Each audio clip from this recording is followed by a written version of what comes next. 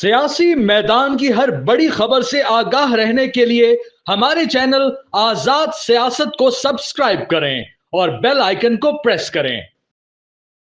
अस्सलाम वालेकुम। पाकिस्तान के army chief general Asim Munir की वालदा माजदा जो है वो वफात पा गई हैं। दुख की इस घड़ी में पूरी कौम जो है वो उनके साथ है।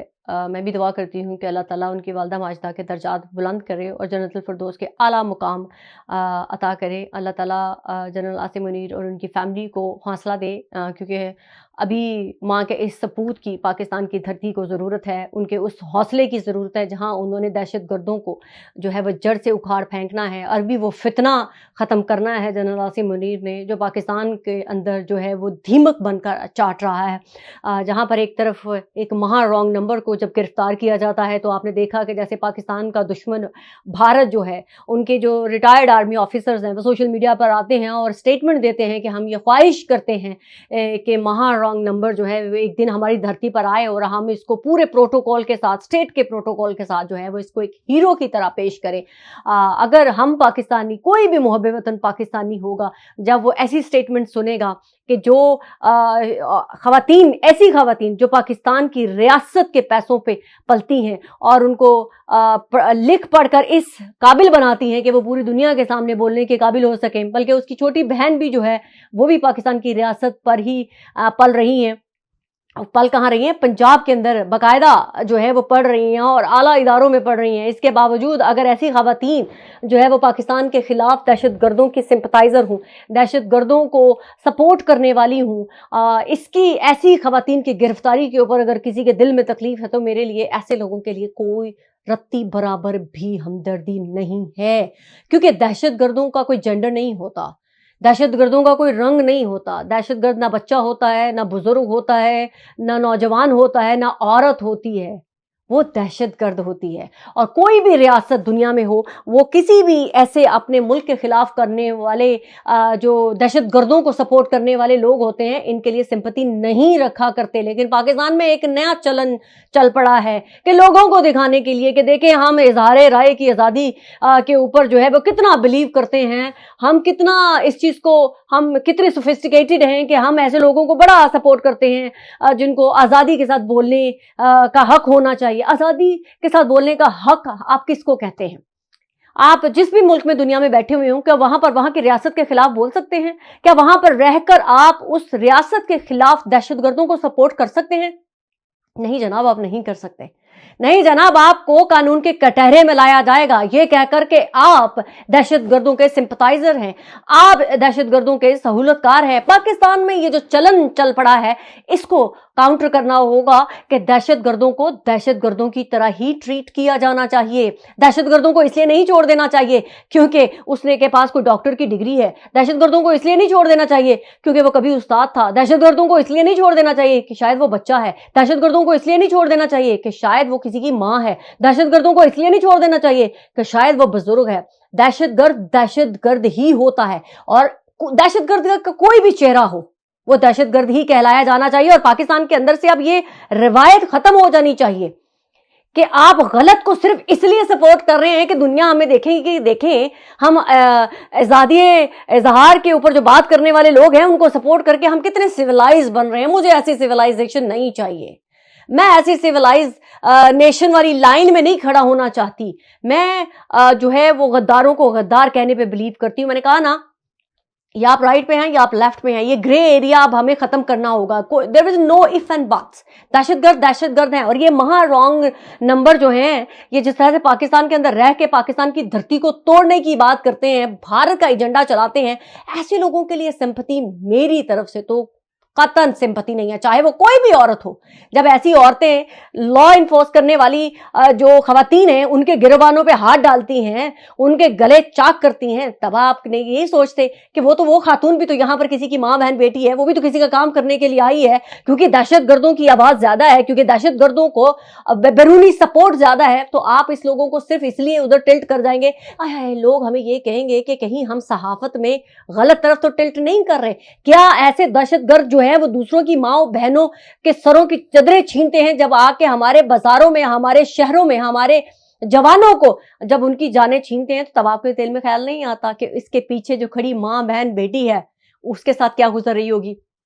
खैर ये पैगाम उन लोगों के लिए है जो दर्द दिल नहीं, जो पाकिस्तानियत रखते हैं, वरना दहशतगर्दों के लिए कोई दर्द दिल नहीं रखता। दहशतगर्दों के लिए सिर्फ एक जवाब होता है, सजा सजा सजा और सजा। अब एक तरफ इमरान खान साहब सड़कें गर्म करने की बातें कर रहे हैं और दूसरी तरफ इमरान खान के अपने लोग एक दूसरे की गाल और जो है वो लाल करने की बातें कर रहे हैं।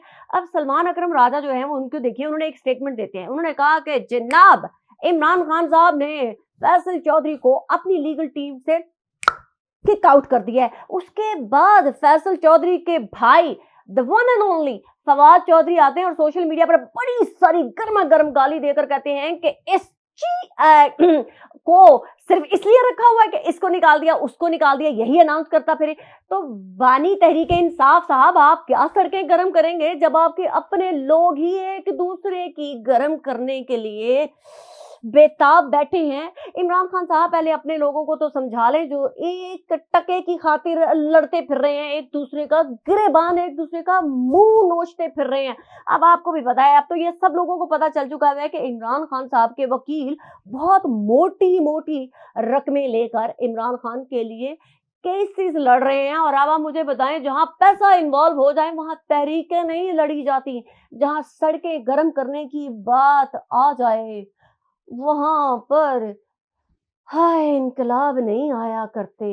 इमरान खान साहब, आपके अपने लोग एक दूसरे की गर्म करने के लिए बेताब बैठे हुए हैं और आप सड़कें गर्म करने की बात कर रहे हैं। अरे आप अपने लोगों को संभालें इमरान खान साहब, ऐसा ना हो कि आपके अपने लोग सड़कों के ऊपर एक दूसरे को नंगा करके सड़कों पर दुड़ा दुड़ा कर जो है वो मार मार कर सड़कें गर्म कर रहे हो। ओह माय गॉड, कहीं वो जो आप लोग कहा करते हैं कि कुछ बड़ा होने वाला है, बड़ा होने वाला है, पता चले इमरान खान साहब के अपने सो कॉल्ड लीडरान सड़कों पर एक दूसरे को नंगा भगा भगा कर मार मार के एक दूसरे की गर्म कर रहे हैं।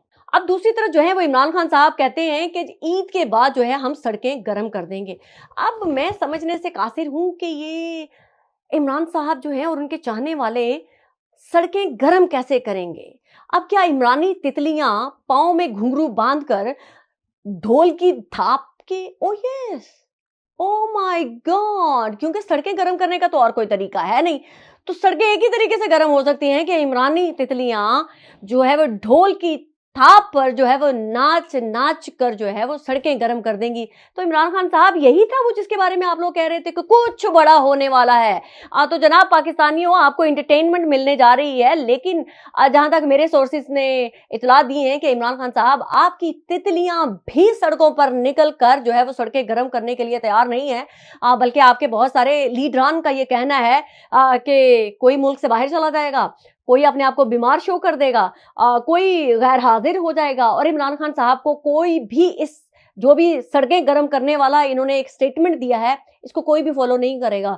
चंद जो यूट्यूबर्स हो सकते हैं, चंद टिकटॉकर्स खवातीन हो सकती हैं, वो जरूर जाएंगी क्योंकि उनकी रोजी रोटी ही टिकटॉकर वो टिकटॉक के थ्रू पैसे लेने के लिए, यूट्यूब के थ्रू डॉलर कमाने के लिए, तो वो चंद एक जरूर जा सकते हैं, लेकिन पाकिस्तानी इसमें शामिल नहीं होंगे। इवन पीटीआई के अपने जो पार्लियामेंटेरियन हैं, जो असेंबली में बैठे हुए लोग हैं, वो तक इस जो भी सड़कें गर्म करने वाला प्रोटेस्ट है इसको लीड नहीं करेंगे। इमरान खान साहब के लिए बहुत बुरी खबरें हैं।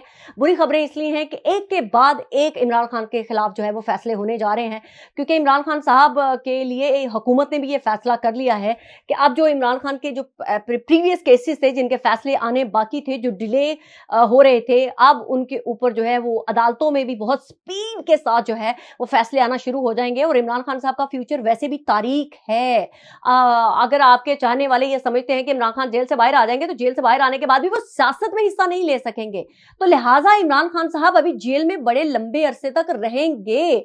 और अभी तो क्या कहते हैं ना कि फिल्म शुरू हुई है, अभी तो बहुत कुछ देखना बाकी है इमरान खान के चाहने वालों के लिए। अभी तो इमरान खान के चाहने वालों की आस उम्मीद जो है वो टूटना बाकी है। और वो इसी इसी इसी इसी एक साल में आप देखेंगे कि इमरान खान के अपने चाहने वाले जो चंद बाकी रह गए हैं वो भी कहेंगे इनफ इज इनफ, अब हमसे मजीद ये ड्रामे बर्दाश्त नहीं होते हैं। इमरान खान साहब को गिव अप करना पड़ेगा। इमरान खान के अपने चाहने वाले इमरान खान साहब को छोड़ चुके हुए हैं। आप बर्तानिया देख लें, जहां पर हमेशा कहा जाता था कि इमरान खान के लिए जो सबसे ज्यादा ओवरसीज पाकिस्तानी डायस्पोरा है वो जो निकलता है वो ना होने के बराबर है। पाकिस्तान के अंदर पाकिस्तानी निकलने के लिए तैयार नहीं है इमरान खान के लिए। हर चीज की एक लिमिट होती है। पाकिस्तान में तरक्की हो रही है, पाकिस्तान में काम हो रहा है, वो लोग उसको देखेंगे या इमरान खान की शरपसंद एक्टिविटीज को देखेंगे, या वो भारत जो प्रो एजेंडा है वो पाकिस्तानियों के खिलाफ जो है वो पाकिस्तान के लिए ही इस्तेमाल किया जाएगा। मैं एक अफ्तारी में शामिल थी। अफ्तारी में इमरान खान के कुछ बड़े नोन जो है वो लोग बैठे हुए थे। उनका भी यही कहना था कि देखिए हम सामने आकर कुछ कह सकते हैं, लेकिन बिहाइंड द सीन अब हमारे पर भी बहुत ज़्यादा प्रेशर है, हमारी अपनी फैमिलीज की तरफ से भी बहुत ज़्यादा प्रेशर है कि इमरान खान का एजेंडा जो है वो पाकिस्तान मुखालिफ एजेंडा बनता जा रहा है। और चंद लोगों ने इमरान खान के नैरेटिव को हाईजैक कर लिया है। चंद लोगों ने सोशल मीडिया को इस्तेमाल करते हुए जो है वो इमरान खान के लिए ऐसी मुश्किलात खड़ी कर रहे हैं जिससे शायद तहरीके इंसाफ का कम बैक करना मुश्किल हो जाए। तहरीके इंसाफ के अपने भी बहुत सारे आगे आने वाले वक्तों में आप देखेंगे कि धड़े डिवाइड होते हुए नजर आएंगे।